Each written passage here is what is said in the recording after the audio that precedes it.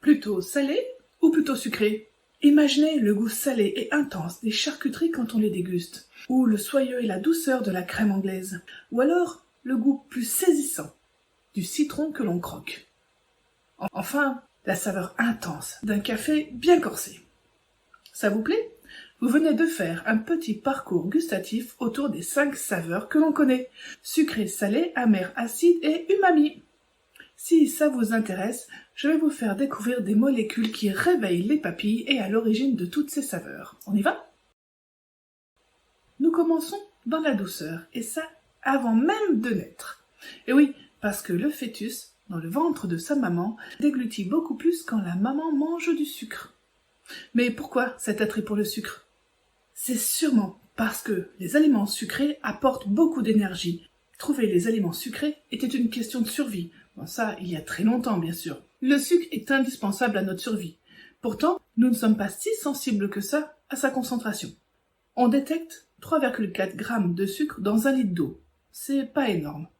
Et en plus, on n'est pas vite écœuré, puisqu'on est capable de supporter des quantités très importantes de sucre, par exemple dans les sodas.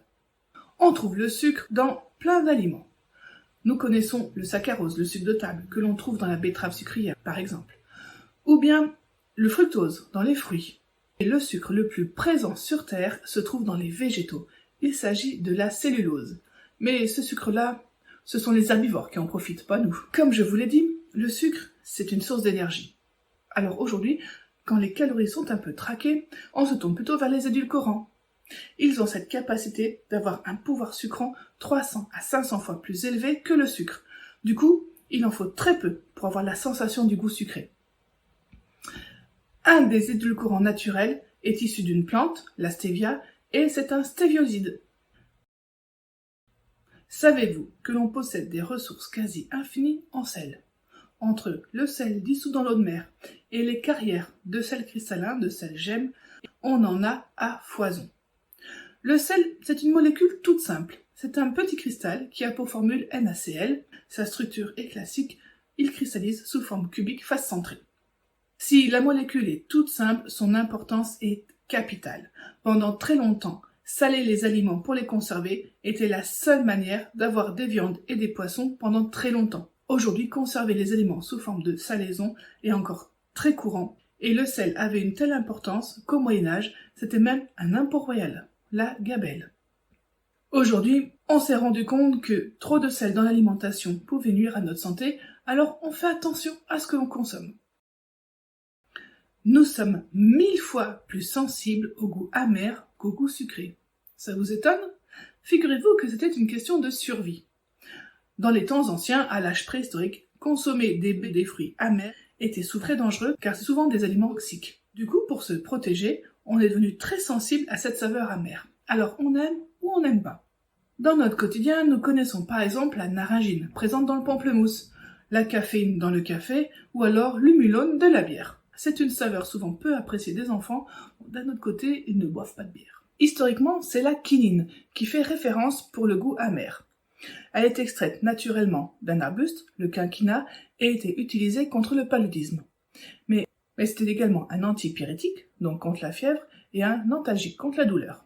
La quinine est une molécule excessivement amère, mais on l'utilise par exemple dans certaines boissons comme le Schweppes.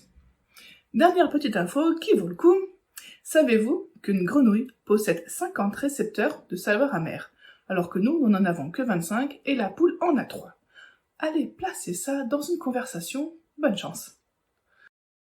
Avez-vous déjà croqué dans un citron?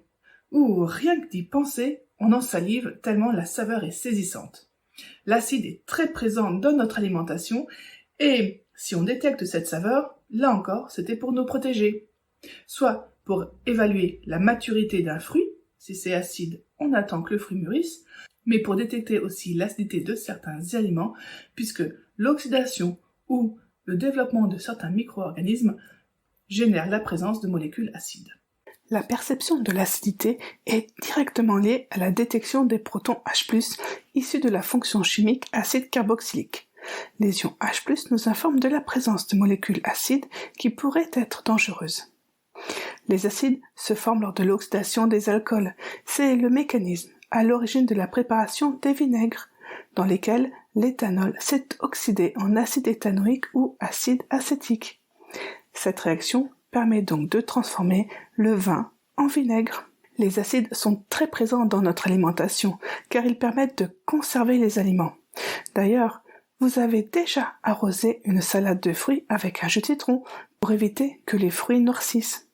C'est pour cette raison que l'acide citrique est aussi un additif alimentaire, le E330. Et oui, tous les additifs ne sont pas forcément nocifs. Umami. Vous connaissez cette saveur ? Elle est maintenant couramment admise et a été décrite pour la première fois par un japonais. Umami signifie en japonais délicieux. Et la détection de cette saveur vient principalement d'un acide aminé, l'acide glutamique, ou alors de son dérivé, le glutamate. Les acides aminés sont les constituants des protéines, et c'est vraisemblablement pour cette raison que nous sommes sensibles à leur détection. Et c'est dès la naissance que nous commençons à apprécier cette saveur, car dans le lait maternel, on dose 175 mg par litre de glutamate. L'acide aminé présent sur la deuxième marche du podium n'est présent qu'à 5 mg par litre. Donc vous voyez que le glutamate est vraiment une saveur prédominante dans le lait maternel et on apprend ainsi à aimer cette saveur. Historiquement, c'est le japonais Kikudae Ikeda qui, en 1909, propose ce nom de umami. Mais ce n'est que dans les années 2000 que l'on comprend enfin comment nous percevons cette saveur, grâce aux récepteurs que l'on appelle T1R1 et T1R3. Donc, si ces récepteurs permettent d'identifier les protéines, ça signifie qu'a priori, les herbivores en sont dépourvus. Et c'est effectivement le cas, même chez le panda, qui est de la famille des ours, mais dépourvu des récepteurs T1R3, le panda est donc un végétarien strict. Le goût umami est naturellement présent dans les viandes, mais également dans les fromages ou dans les champignons. Donc c'est vraiment une saveur que l'on retrouve dans de très nombreux aliments.